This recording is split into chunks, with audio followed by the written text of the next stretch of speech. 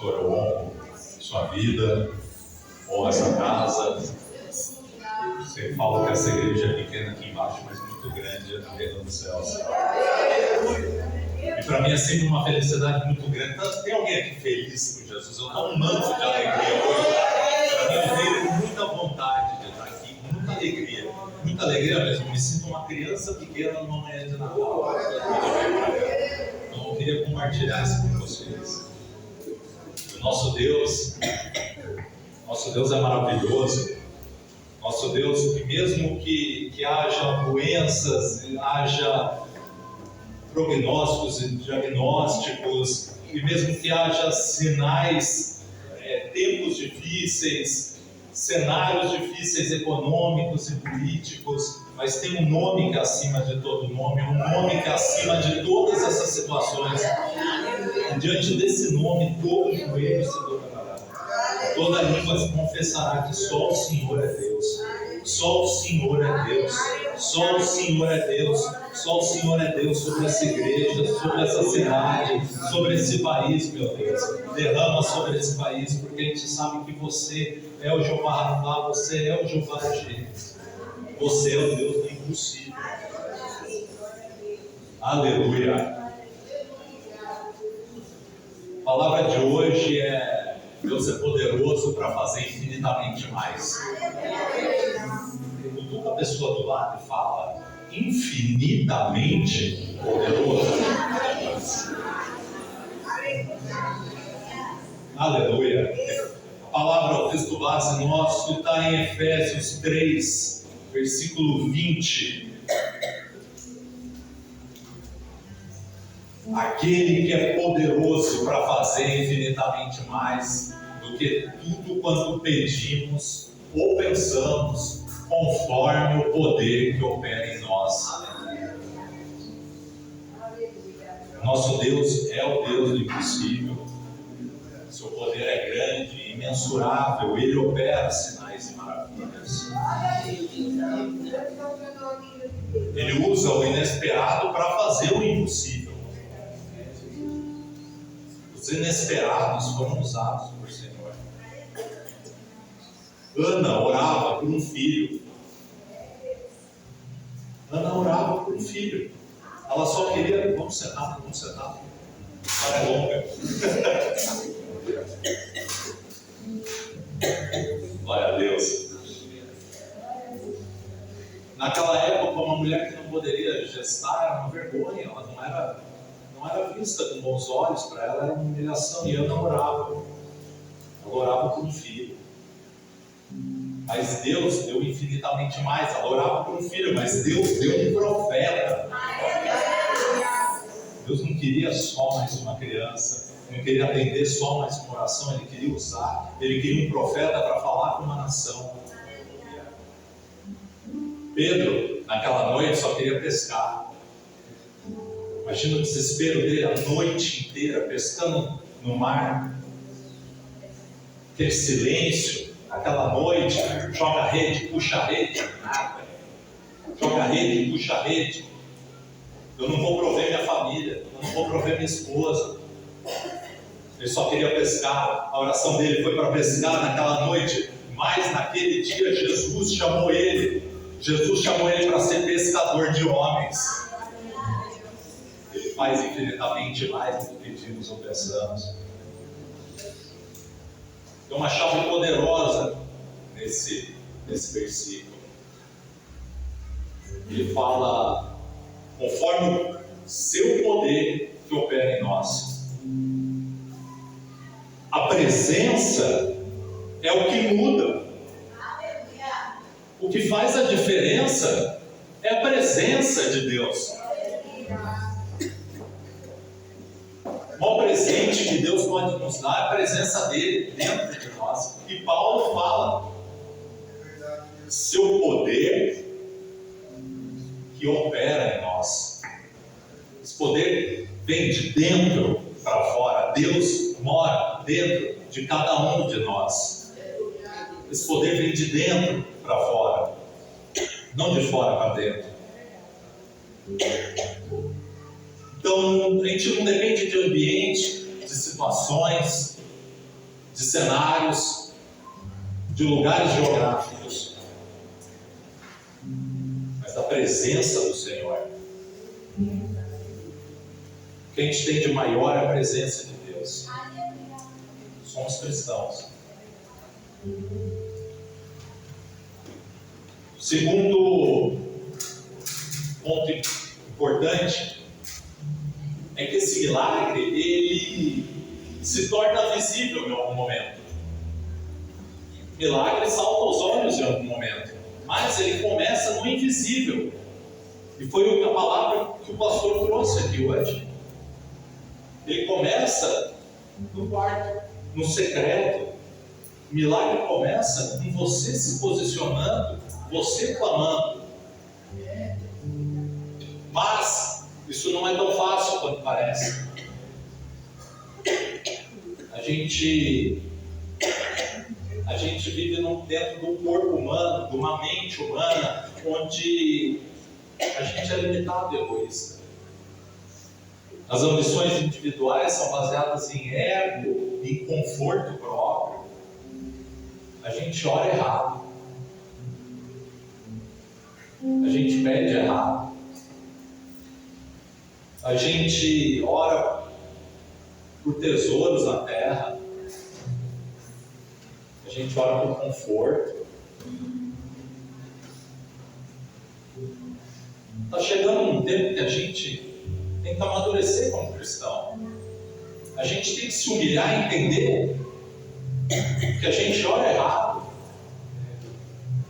Que a nossa oração, de repente, não seja melhor, porque os nossos anseios, os nossos caminhos são infinitamente abaixo do Senhor. Isaías 55 fala isso, porque os vossos pensamentos não são os meus pensamentos, nem os vossos caminhos são os meus caminhos. Assim diz o Senhor, porque assim como o céu é mais alto que a terra, assim os meus caminhos são mais altos que os seus, e os meus pensamentos maiores que os seus. A nossa oração, irmãos, é: seja feita a sua vontade. A humildade é entender que, por mais que a gente peça, por mais que a gente anseie, por mais que a gente queira, a gente é limitado. Mas o final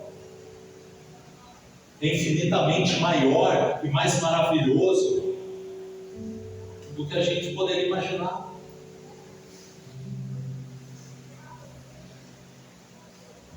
É importante, é uma terceira chave que é importante nesse versículo, que é a expectativa. A gente tem que gerar essa expectativa. Quando você lê esse versículo, você fala: Deus é infinitamente mais poderoso, Ele é poderoso para fazer infinitamente mais. Gera expectativa em você, porque fé é ver o impossível como normal para Deus. O impossível é normal para Deus. O impossível é normal para o Senhor. Que a gente não seja um cristão que crê somente em Deus, que não espere nada dele. A presença do Senhor vem junto com milagres, maravilhas, feitos.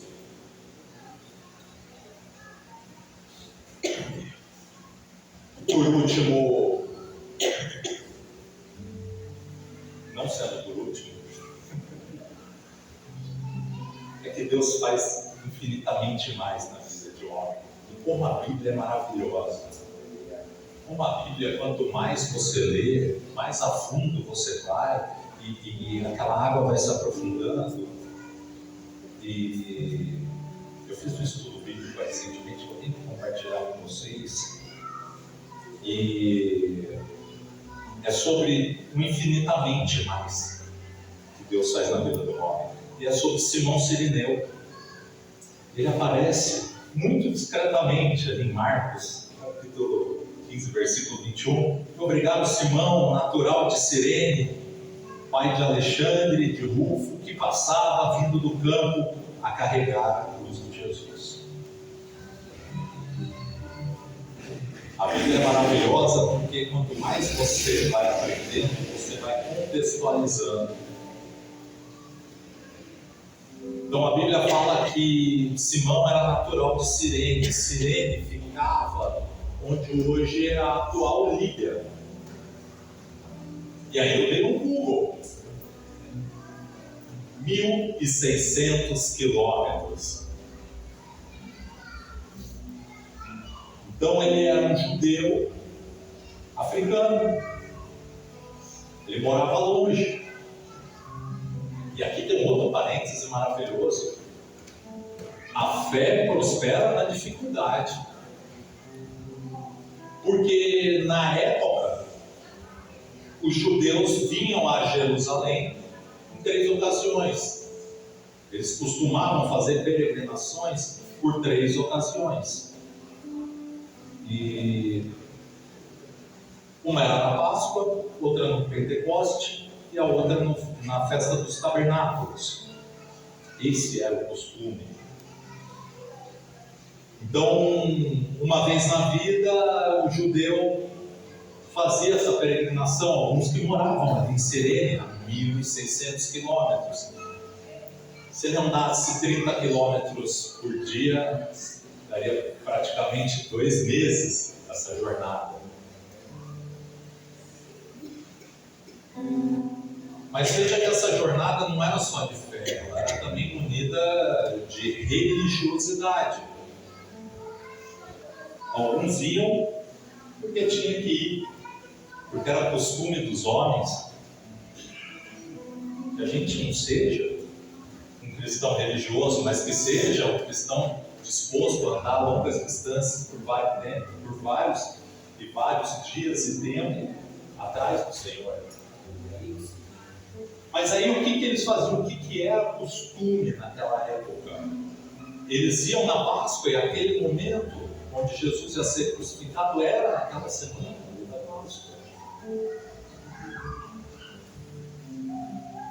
E o que era costume? Eles se vestiam com uma veste inteira branca. Eles entravam no templo. Estima-se que Jerusalém tinha perto de 200 mil pessoas e dobrava a população durante a época da Páscoa. A gente está falando isso de muito tempo atrás, imagina quanta gente não era que estava ali. E esses judeus entravam no templo lotado de gente, aquele calor do deserto era desafiador. O sacerdote matava um cordeiro para expiação dos pecados, e ele aspergia o sangue desse cordeiro num maço de hipoglosso, que era uma planta, e ele saía salpicando. E a alegria de cada um desses judeus era ser purificado dos seus pecados por apenas uma gota do cordeiro. E aí que vem a parte maravilhosa, porque Deus é poderoso para fazer infinitamente mais.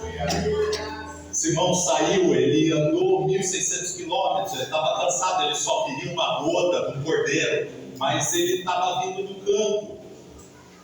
Ele estava vindo de fora da cidade, provavelmente ele estava chegando em Jerusalém naquele momento. Talvez ele tivesse com aquelas vestes limpas, não dá para saber, mas ele fez essa peregrinação. E aí ele chega ali, e um oficial romano, eram homens que estavam acostumados a ver a vida e a morte sendo separadas simplesmente por um golpe de lança ou por um golpe de espada. Eram homens anestesiados, homens amargos. Ele dá a ordem: carrega essa cruz. E veja, ele não tem opção. Ele não tem opção. Mas olha como Deus é maravilhoso. Ele saiu da casa dele por uma gota de sangue, mas ele foi testemunho ocular. Eu peço que vocês fechem os olhos agora. Imaginem que você está vendo Jesus ali com os olhos do Simão Sirineu. Que você olhe e enxergue toda a bondade do Senhor, mas também toda a dor e humilhação que ele passou. O rosto inchado, desfigurado, machucado, um homem de dores.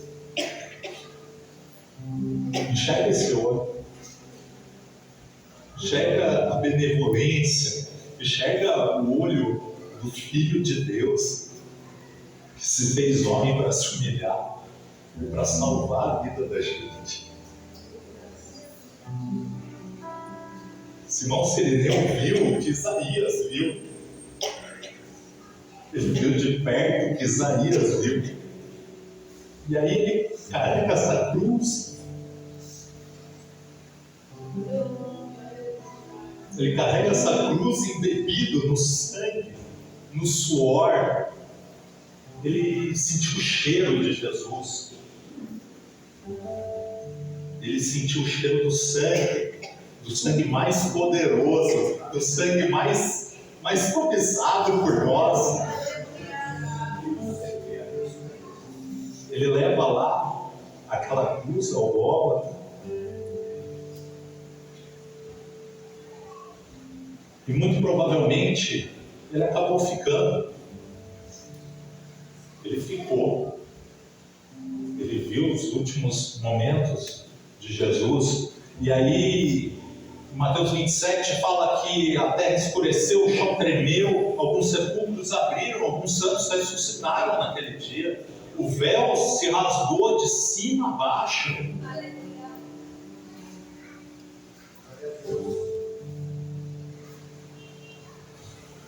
Se até o centurião que estava lá falou, realmente esse era o Filho de Deus. Imagina o que Simão Sirineu não sentiu. Ele recebeu infinitamente mais. Eu me atrevo a dizer que talvez ele tenha sido o homem da história que mais teve contato com o sangue de Jesus. Aquela cruz foi arrastada na Via Dolorosa inteira. Ela estava suja. Ela estava cheia do sangue de Jesus. E o que isso daí gerou na vida de Simão? A vida dele foi mudada. A vida dele foi mudada. Porque em Romanos 13, em Romanos 16, 13, tem uma menção: saudai a Rufo, eleito no Senhor, e a sua mãe e minha. Simão Sirineu é descrito como pai de Rufo. Esse homem muito provavelmente voltou para casa tocado, mudado, limpo dos seus pecados. E isso daí mudou a família dele. O filho dele foi uma das principais figuras da igreja primitiva. A mãe de Rufo, a esposa do Simão Sirineu, é tida como mãe espiritual de Paulo. Deus é poderoso para fazer infinitamente mais do que pedimos. A Bíblia é maravilhosa. Quanto mais a gente estuda, mais fundo a gente vai, mais a gente tem certeza. Mas a gente tem certeza do poder do Senhor, da misericórdia do Senhor. Eu queria chamar vocês hoje para declarar junto comigo. Eu queria que agora todos ficassem de pé.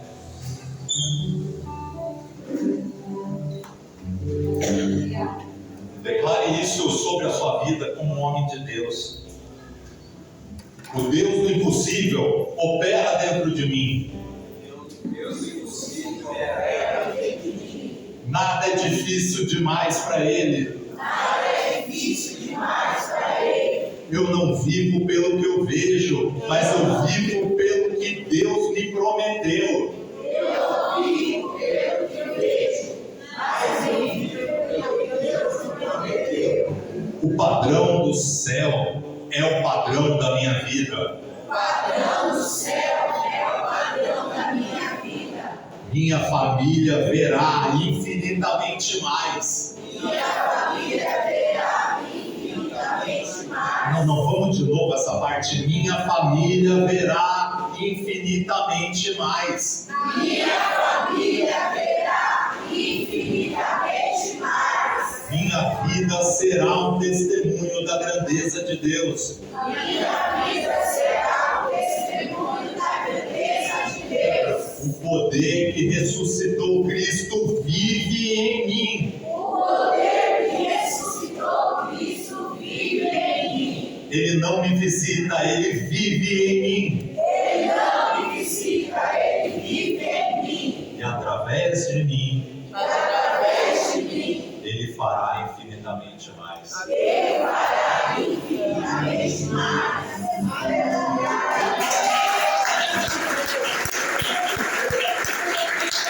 a Deus, toda a honra, toda a glória, é sempre sua, meu Deus.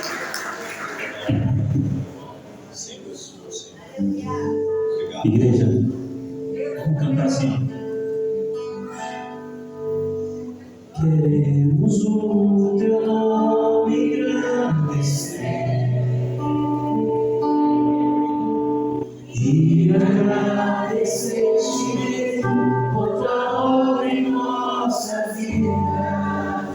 Confiamos em teu infinito amor, pois só tu és o Deus eterno sobre toda a terra e céu. Vamos de novo, coração. Queremos o teu nome engrandecer e agradecer-te por tua obra em nossas vidas. Confiamos em teu infinito amor,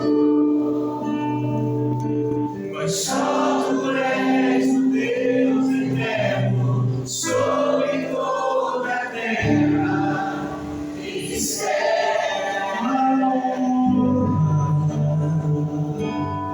A glória, a força e o poder ao Rei Jesus.